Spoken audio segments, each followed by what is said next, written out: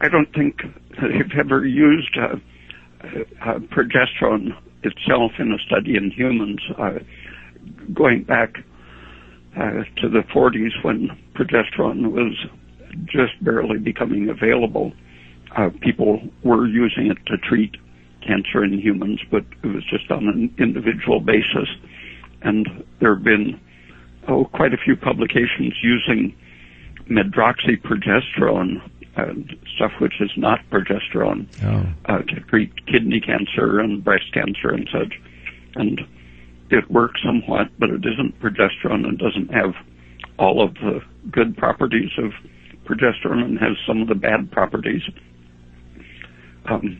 So the best information is still from animal studies, and even those pretty much faded out after Lipschutz left the field in the 50s. I thought I remembered one with women who had cervical cancer where they were injecting progesterone.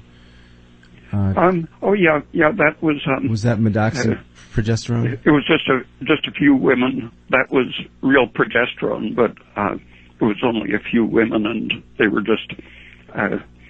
they had diagnosed them as being incurable, and so they were willing to see what happened. They weren't trying to cure it. And they had people, they photographed and felt the condition of the cervix at the start, and then they injected what they thought were big doses. But they never mentioned that any of the women were anesthetized, which happens when you give a big dose. Mm-hmm. So we don't really know how much the women were getting because they were injecting it in vegetable oil, which is an unpredictable solvent. And so if they weren't getting anesthetized to any extent that anyone noticed, they were hardly getting anything more than a physiological dose, but still, during the course of the study, they saw a great improvement in the appearance and feeling and symptoms. The bleeding decreased, the lumpiness decreased, and so on. It looked less like cancer after a few weeks of treatment. But since they didn't do the experiment intending to cure cancer, they went ahead and cut out the uteruses after a certain number of weeks had elapsed, and concluded that progesterone had no promise as a treatment. The article is mostly interesting for the weird conclusion, and then the article published right next to that in the same book was about treating breast cancer with estrogen, and as many of the patients got worse as got better with the estrogen, and they concluded that this stuff has great promise. And those two articles published right against each other are most interesting for the degree of psychosis that goes unnoticed in medical science. Mm-hmm. And maybe in our society in general. It's funny, you were pointing out the dominance of the estrogen industry over the last couple shows, and I was thinking that's kind of analogous to the dominance of estrogen in the sick person without the progesterone to oppose it, and it seems like the same thing is happening in our society, which indicates to me that there's something wrong. This one study, I think, is still going on. I think his initials are D.G. Stein, was the leader of this study, giving progesterone within the first 24 hours after a catastrophic head injury, and finding that the people survive when they get estrogen and recover remarkably well instead of just progressing to dead. So it's very effective, as you said, for any kind of injury. stopping excitation? Stops edema and excitation and deterioration of any tissue, but especially noticeable in the brain because edema is deadly in the brain. And as Ray pointed out in the last few shows, that it's not a money maker, to put it simply. Progesterone is not patentable. Perhaps you could. I mean, you said they've tried to alter the molecule some, so they could patent it. But those artificial progestins, they call them, actually have estrogenic effects. Either estrogenic or androgenic, or in some cases glucocorticoid effects.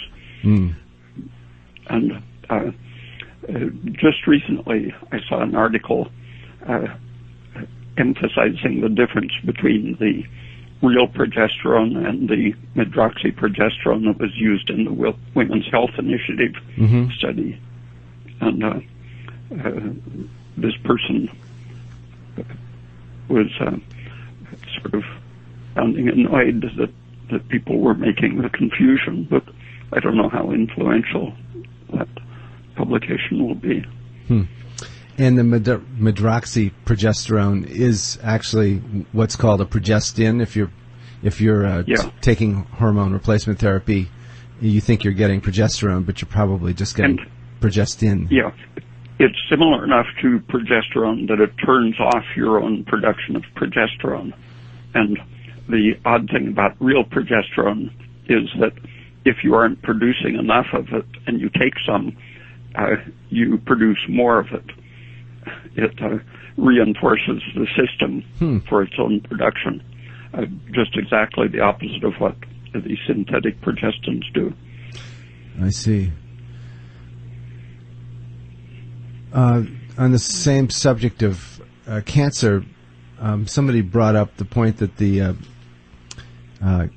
Craig B. Thompson, president and CEO of Memorial Sloan Kettering Cancer Center, has something on YouTube where he discusses new ways to think about cancer and how cancer arises in humans.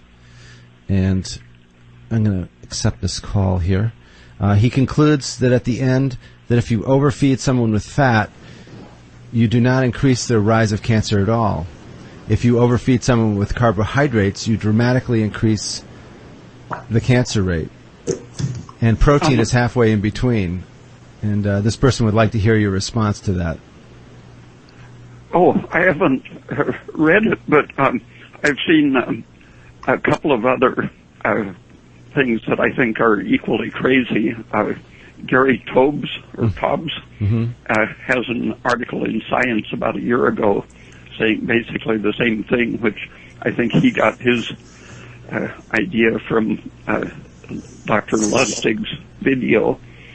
But I have read lots of studies on the subject, and going back almost 90 years anyway, I think the evidence is very clear that fat is the main, unsaturated fat is if not the only, it's at least by far the largest promoter of cancer, not just in humans, but everywhere they look. And the interesting thing about carbohydrate is that the fats that we make out of carbohydrate when we eat an excess of it are anti-growth of cancer. They lower the amount of the unsaturated fats circulating in our blood, and they have a shift effect on the metabolism of cancer cells. They tend to restore oxidative metabolism and suppress aerobic glycolysis, which is a characteristic cancer metabolism. So this guy, he might have some bit of evidence in mind, but if he doesn't mention the 99% of the overwhelmingly opposing evidence, there's something wrong with his presentation. Yeah, he doesn't distinguish between fats. He just says fat and or carbohydrates. Well, one of the ways they trick the experiment so it looks like they can improve their sales of fish fat or whatever is to give the most toxic fat to the control animals and their test substance, such as fish fat, to the other animals. And the fish fat happens to oxidize so quickly that it doesn't reach the cells in quantity as great as the seed oil does.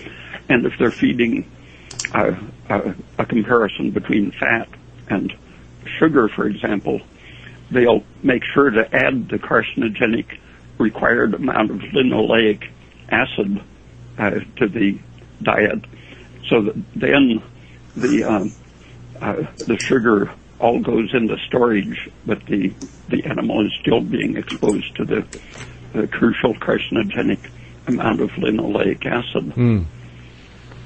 I've looked at probably 150 articles that claim to have results of that sort, and they're all, it's hard to imagine that they weren't designing it just to get the results they want. Well, we should probably get back to that. In a minute, we have a caller on the line. Gene, are you there? Oh, yes. Sorry, I should listen. I didn't listen before I called in. So, hi. A couple of questions, if it's okay.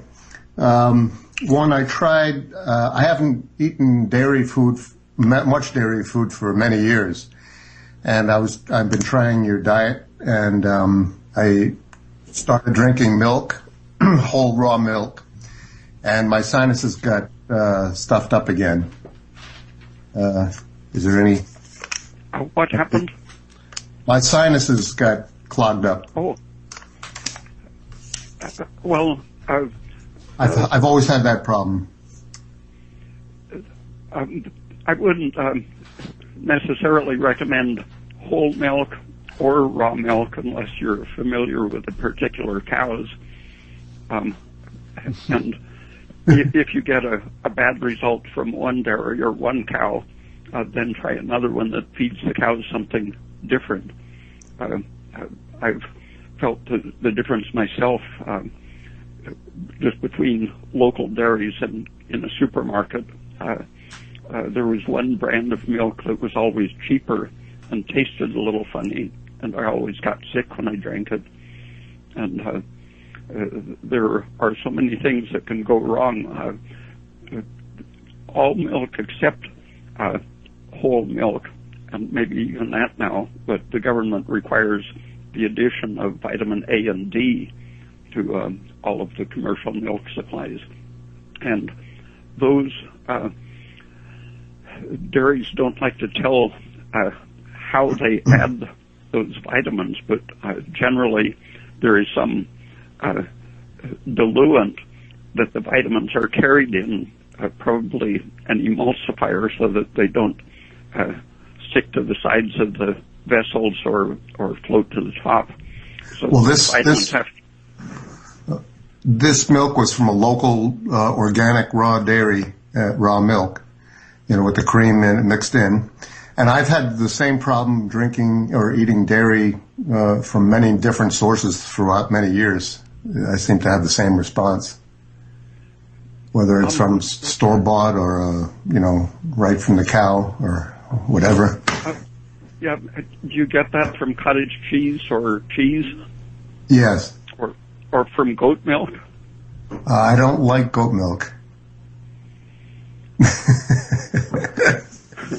I don't like the taste of that. So, it's undoubtedly some kind of digestive problem, but it's just a matter of experimenting. Different kinds of cheese. Have you noticed an effect on your sinus symptoms?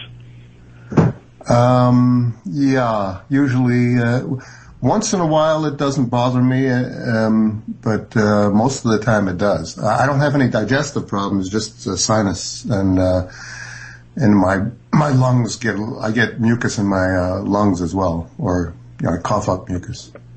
Well, how the mucus gets there is that your intestine is being irritated, and the irritation is either that you have bacteria growing on the food, or the food itself contains allergens.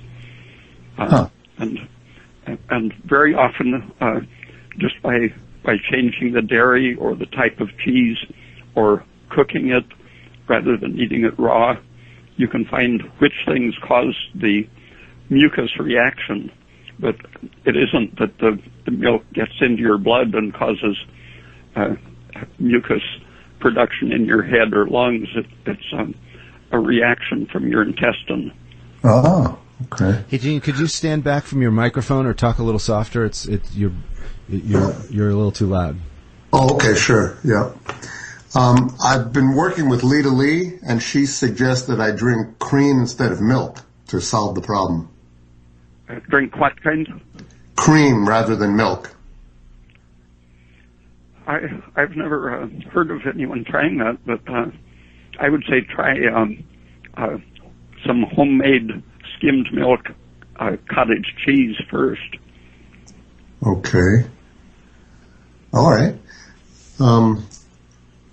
Is that better, John? That's a little better. You can even back up more because you're coming. I think because you're so close, it's very loud. Okay.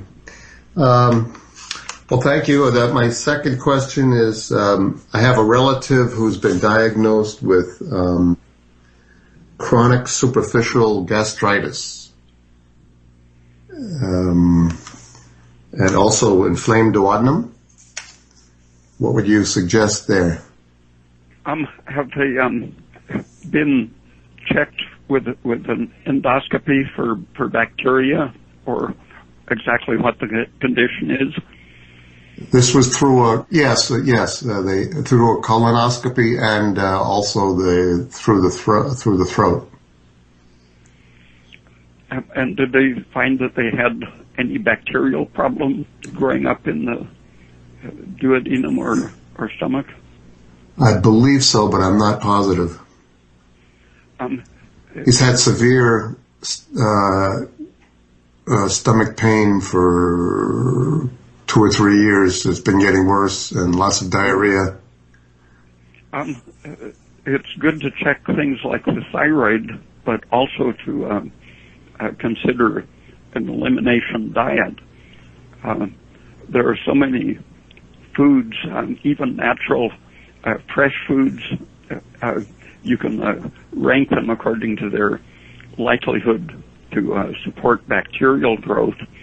And then there are lots of food additives that are definitely, anything with carrageenan, for example, it's causing a lot of cases of inflammation of the stomach, bowel, diarrhea, constipation, and carrageenan is showing up in an incredible number of foods, everything from organic whipping cream to squid patties.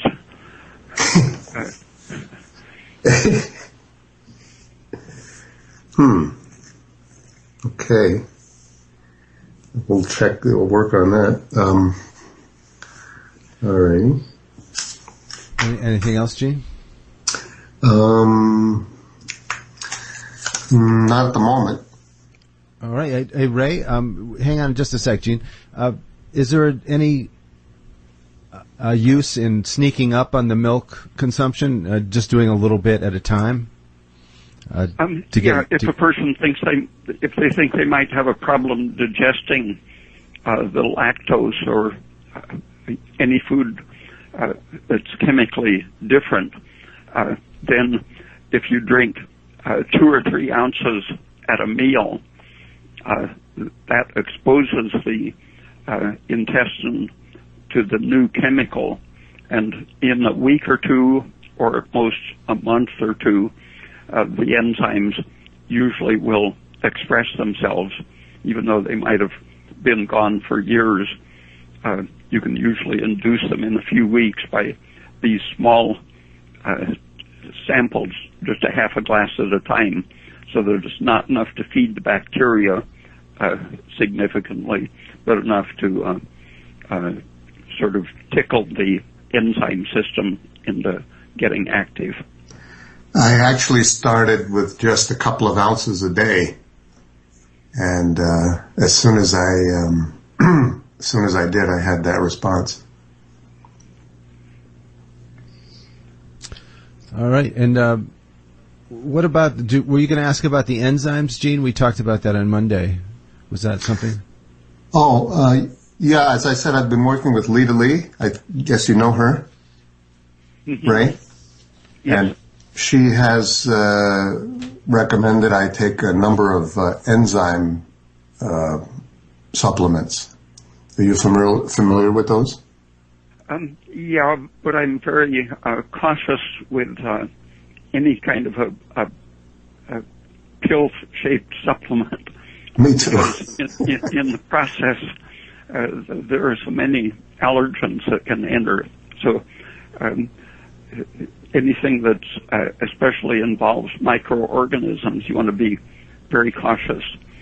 A couple of people have told me that when they took the pure free amino acids, that they got incredibly sick, and you have to be really cautious and maybe take a half a tablet as a trial and wait three days or so just to make sure you handle it. The same with any supplement. Vitamin C supplements can cause terrible problems for people. I've seen people who had terrible sinus symptoms for years and years, and when I just suggested they lay off their vitamin supplements for a week, they didn't ever have a runny nose again. Not too much of a testimonial for vitamins. Yeah, for a while I was counseling at an alternative health place in Eugene where allergies in the summer, because of the grass fields around Eugene, allergies were a big problem, and for a couple of years I had a reputation for curing everyone's allergies by getting them to stop their vitamins. Wow. Yeah. Are you familiar with Lyme disease and any connection with that and thyroid? Yeah, hypothyroidism is often misdiagnosed as Lyme disease.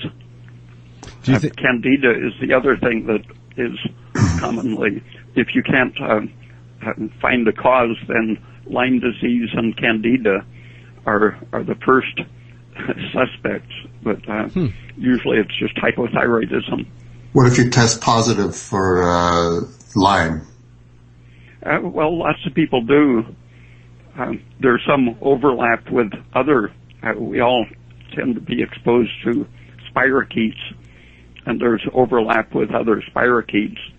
And a course of antibiotics for a week or two is a way to eliminate it. The Lyme disease can be eradicated just as syphilis would be, for example. But by avoiding looking for other causes such as hypothyroidism, some doctors make a good business out of the Lyme treatments forever. Yeah. I've been working with a naturopathic doctor who he recommends, antibiotics for the initial onset of Lyme, but then mostly herbs. What he says, I guess a number of people say, is that the antibiotics force the spirochete to create a hard shell around themselves, and they go into the shell, which is why the symptoms desist after antibiotics. But then over time, the spirochetes break out of the shell and migrate around your body, especially in joints and stuff, which is why people experience joint pain years after the initial onset of the Lyme. If they haven't eliminated an endocrine problem, what I see is that the hypothyroid people with low immune function also get the whole range of symptoms that are blamed on that, such as arthritis. And if you can cure the disease by correcting the thyroid, it's a lot easier. About 40 or 45 years ago, a friend of mine had an accident working on his house, and the stress of it apparently brought on severe arthritis, and he went to his doctor, who examined him and didn't prescribe cortisone for his arthritis. He prescribed Armour thyroid supplement because he saw he was hypothyroid. And my friend was really annoyed, went home grumbling. The doctor had fixed something that he thought wasn't broke. And in a week or two of taking the thyroid, his arthritis disappeared and never came back. But not many doctors are aware of connections such as injury, stress, arthritis, hypothyroidism, and most doctors would prescribe at best cortisone to treat the symptoms, but I think a lot of the Lyme doctors are doing a similar thing, making a simple problem complex. Ray, is it possible that the bite from the tick triggers some anti-thyroid response? Probably low thyroid people have a bigger inflammatory response and probably are more likely to fail to throw off the infection. I see. So if you have the diagnosis, it's good to take your course of antibiotics, but antibiotics, a good combination of antibiotics, it's well established as a cure. I see. All right. You have another question, Gene?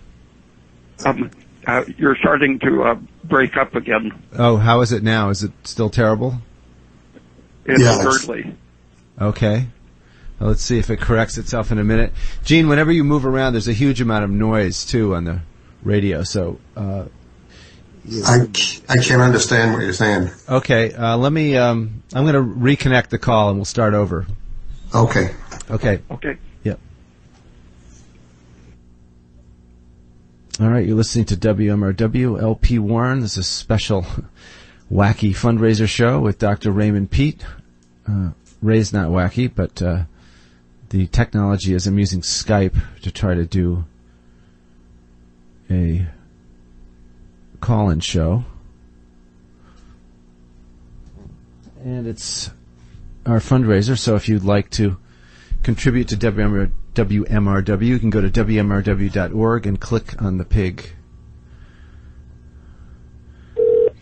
Hi. Hey, we're back. Okay. And Gene, are you still there? No, we lost Gene too. So the phone line is open again, and I should repeat it. It's 802-526-2326, 802-526-2326. If you have a computer with Skype in it and you're sitting in front of it, you can also Skype John Barkhausen. And we should probably open the line up for some other people. Oh, Gene's back. Hey, Gene? Yes. Yeah. Do you have another question? We should probably see if somebody else wants to get into. Sure, go try someone else, and if they don't, I'll come back with another one. Okay, great. Can you? Is the streaming working all right? It is now, yeah. Okay, great. All right. Well, we'll talk to you probably in a little bit. Should I stay on, or? It's better for the noise level to not be on, because every little noise in the background distracts. Oh, so I can listen on the radio and then call in if no one else has. Yeah, that'd be great. Okay, thanks. Okay, thanks. And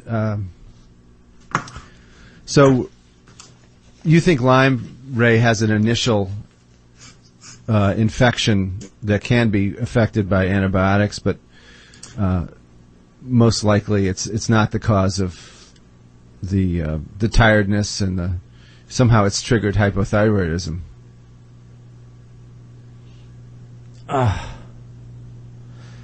So we lost Ray again. On hold.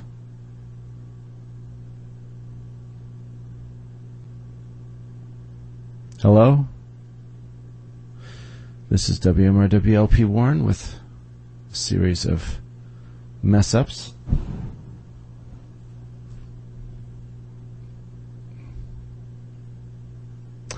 Calling back Dr. Raymond Pete, who's has a PhD in biology and has done extensive research. Hi. Hey, Ray. Yeah. One more time. This could get old, but... So I was just asking, so you really think Lyme disease is just a thyroid problem that's triggered by the immune? No, not the disease, but the diagnosis. I would say 80 or 90% of the people that I've talked to have been the doctors who specialize in diagnosing it and treating it chronically. Mm-hmm. I see. And have you had luck treating people for Lyme? Yeah, well, no, but they get well. I see. and forget about the Lyme diagnosis. I get you. So you give them nutritional advice. Yeah. Yeah. And I think the power of undigested food is very underestimated. Can you explain that? Well, overcooking food, like people used to do 100 years ago, it's much better for the digestion because we aren't designed to eat undercooked or raw vegetable matter. Bacteria can eat it, and if someone happens to have just the right mix of bacteria, their bacteria can eat their vegetables secondarily and release some of the nutrients. But if you get the wrong bacteria, then they produce toxins rather than nutrients. And that's the endotoxin problem that you've referred to. Yeah. Which basically poisons your system and taxes your liver. Yeah, endotoxin and many other things, allergens released from the specific plant material as well as bacterial toxins. Mm-hmm. I don't know if we discussed this on the air before, but it's always amazed me that you talk about endotoxin all the time. If you look it up on the internet, there's a lot of information about it. It's a real thing. It actually causes severe problems, and that seems to be well recognized. But I've talked to several doctors, internists about it. Smart people, they've never ever heard of it. I guess they forgot that section in medical school during a generation or two. But in the 19th century, the intestine was a big focus of Anglo-American medicine and some other European varieties, but especially the English and Americans were very interested in what the intestine does to the whole system. The brain-intestine symptom interactions and the other organs as they're influenced by the intestine. That was still pretty big up until 1920, and there was a campaign against it. Walter C. Alvarez, a newspaper enterologist, helped to suppress the intestine culture in popular medicine by, for example, there was a belief that migraines or headaches in general were produced by toxins absorbed from the intestine, and he was of the new school that didn't want to think about the intestine so much, even though he was a gastroenterologist.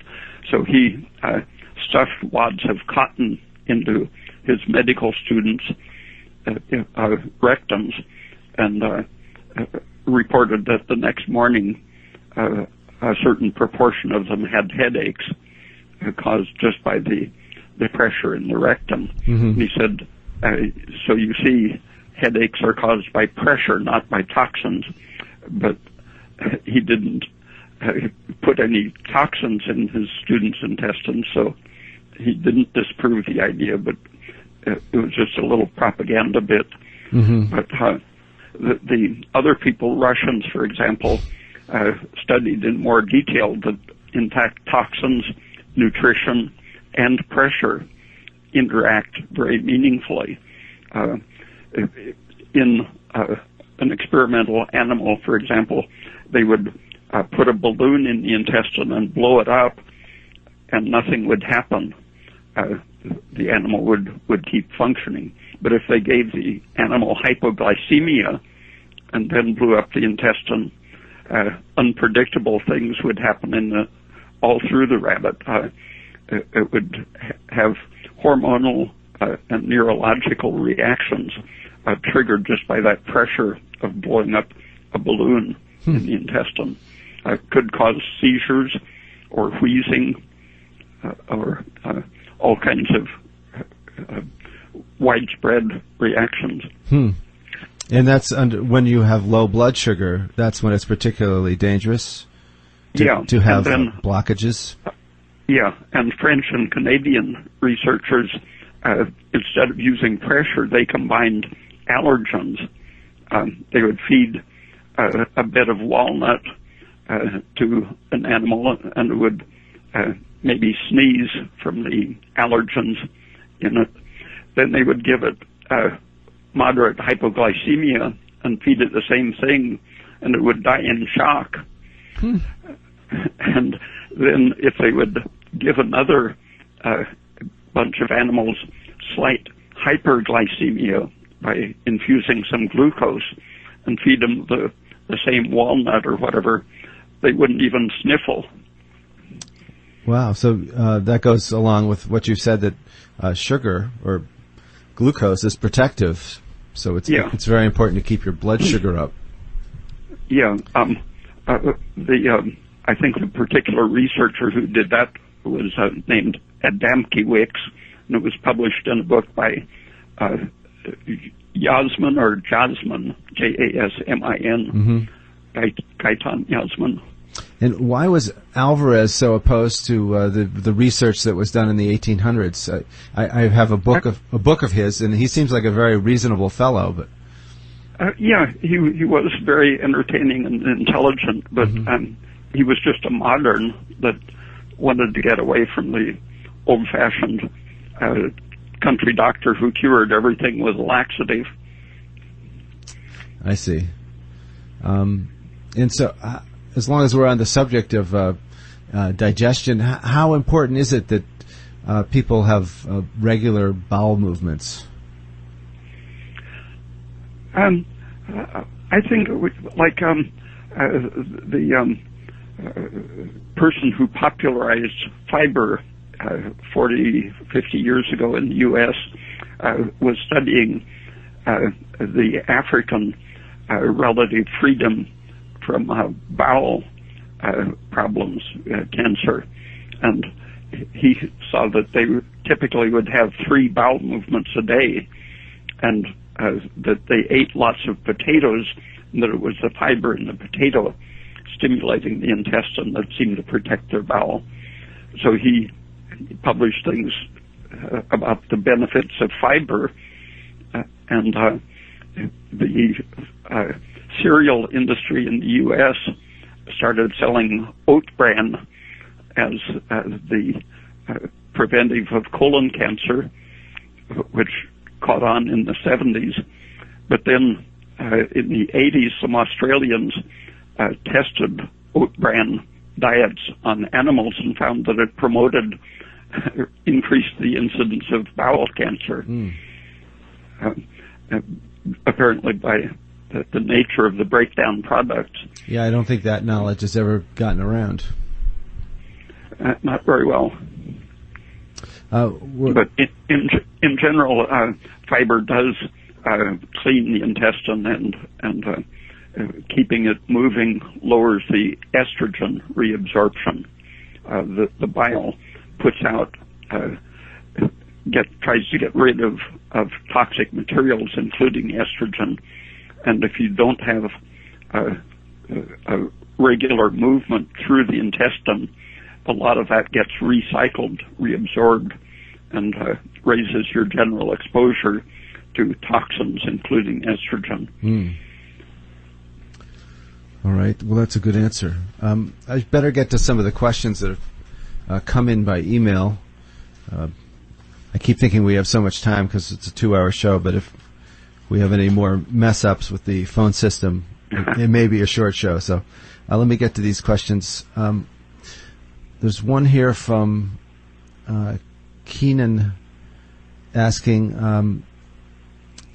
what do you think of medicinal marijuana as in its relationship to cancer and AIDS? Is it efficacious, if I can say that?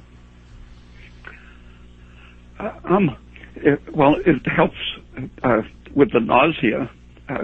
If a person is having symptoms and can control the symptoms with it, it's very effective for many people. Mm-hmm. And the tea, when I was 10, a doctor gave me a bag, didn't say what it was, but prescribed a cup of tea every day. And years later, I recognized the taste of it as marijuana. But really? it was supposed to prevent my headaches, but it didn't do anything noticeable for me.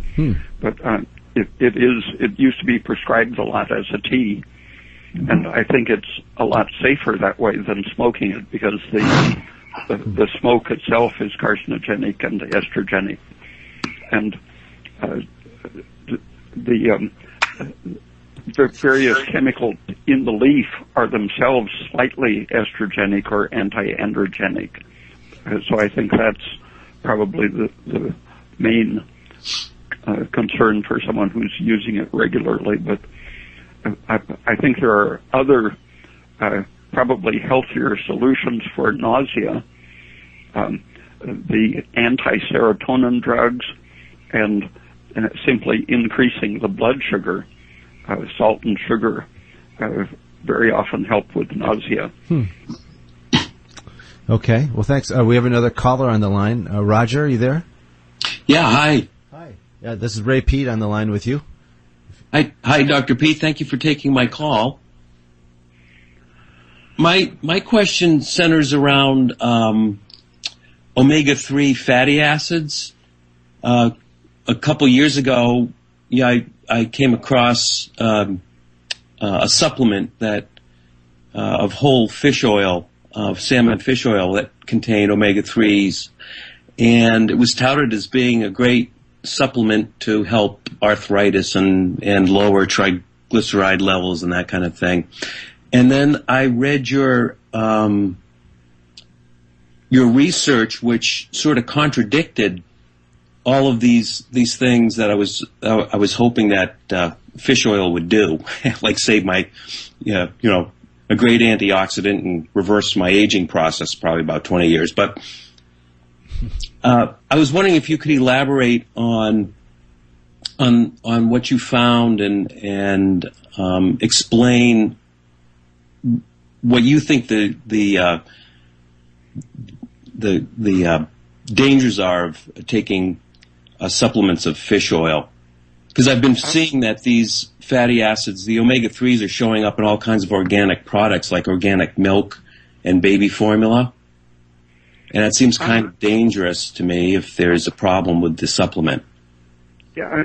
Someone 2 or 3 years ago analyzed the baby formulas and found that the great bulk of the omega-3 fat that had been added to it had broken down and was probably in a toxic form. So their worst feature is that they break down and oxidize very fast. And a couple of researchers have looked for them in the blood at the time that they are having their anti-inflammatory actions, and found that they had already broken down, but just between the mouth and the bloodstream, they broke down into completely new chemicals, which were what accounted for their anti-inflammatory effect. But those same breakdown products are what, in the long run, suppress the whole immune system and have a lot of other toxic effects. So the short-range anti-inflammatory effect I see is analogous to the anti-inflammatory treatments they used to give with X-ray or other radiation.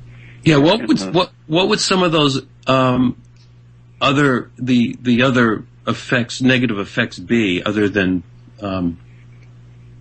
Well, the whole immune system gets turned down so that it doesn't produce the inflammation that's bothering you, but in the long run that makes you susceptible to all kinds of infections. And I think in the long run it increases the risk of cancer and all of the age-related degenerative processes.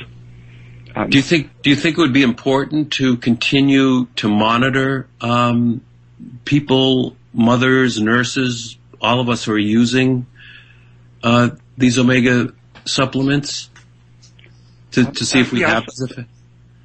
A few people are doing that and warning about their increased use. It seems like a very bad idea to put it in powdered baby food, because the time and oxygen exposure before it's eaten, it just does a terrific job of degrading those fats because they're so unstable. Yeah. What should we look for as a symptom that this is a problem? More infections, more colds. More infections would be the first thing. I've seen that in experimental animals, and there have been some studies in people in which their immune systems were relatively inert against various organisms. And go ahead, Ray.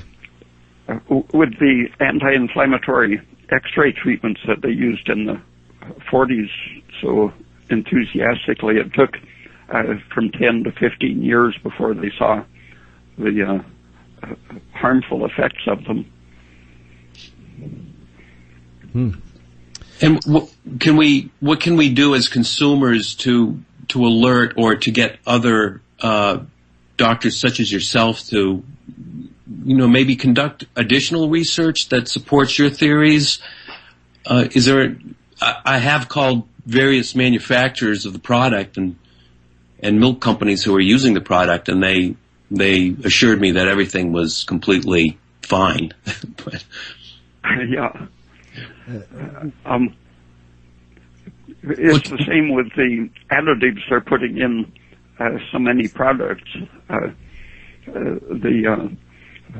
Like the fumed silica, silicon dioxide that you see in vitamin pills and drugs and even foods, and titanium dioxide and so on. These things are proven risky at best, but you talk to the companies that use them, and they don't want to think about it. They'll respond to sending them an article indicating that they somehow selectively misread the research incriminating the material.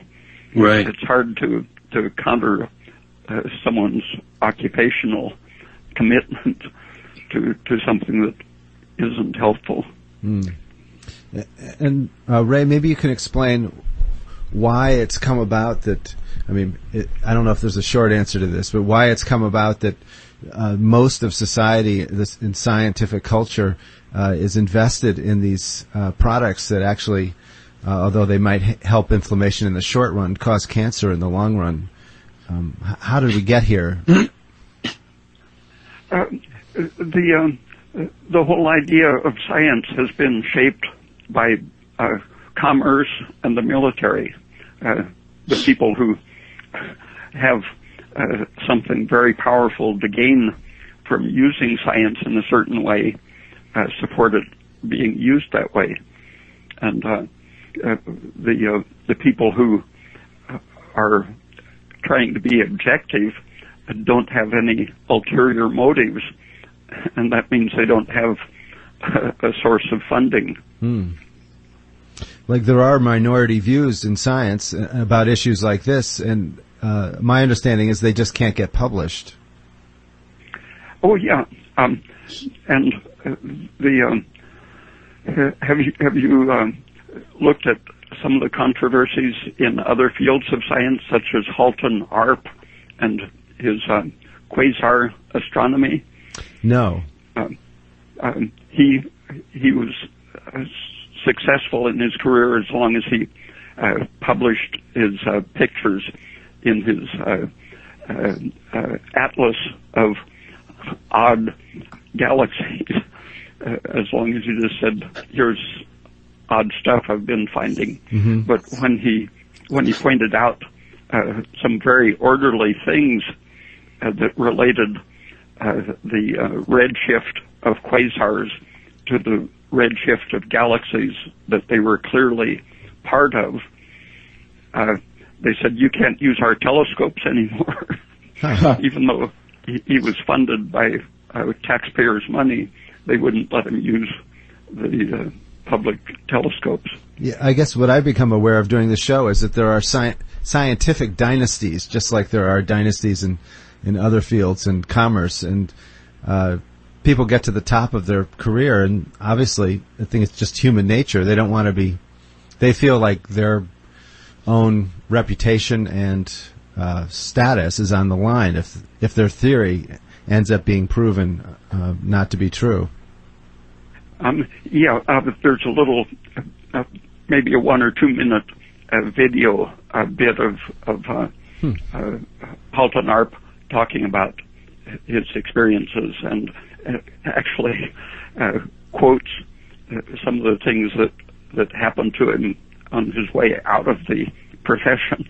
Very ridiculous things that the top people in the field said and did. Wow. Well, this sounds like it would be ripe for the Science Channel to do a documentary on some of these contradictory things. But thank you very much. I'm going to hang up and listen to you guys on the air. Okay, thanks for calling, Raj. And I'm contemplating having dinner and then going to the bathroom after that. Yeah, thank you for telling us. Good night. Good night, Raj.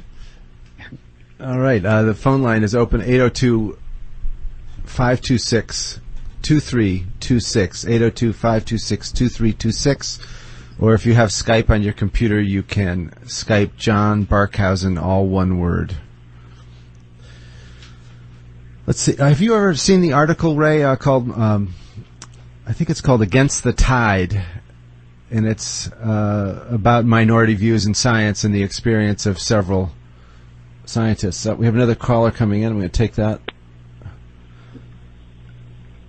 All right, you're on the air. Hi, this is Justin. I was wondering if Ray could elaborate on any misconceptions he thought science might have in its view of the immune system. All right. Thanks, Justin. Let me just say before you start, Ray, I just got to say this is WMRW LP Warren. Okay, sorry. That was about the immune system? Yeah, Justin, you still there? Yes, I'm here. Can you repeat that again? Any any misunderstandings you think science might have in the way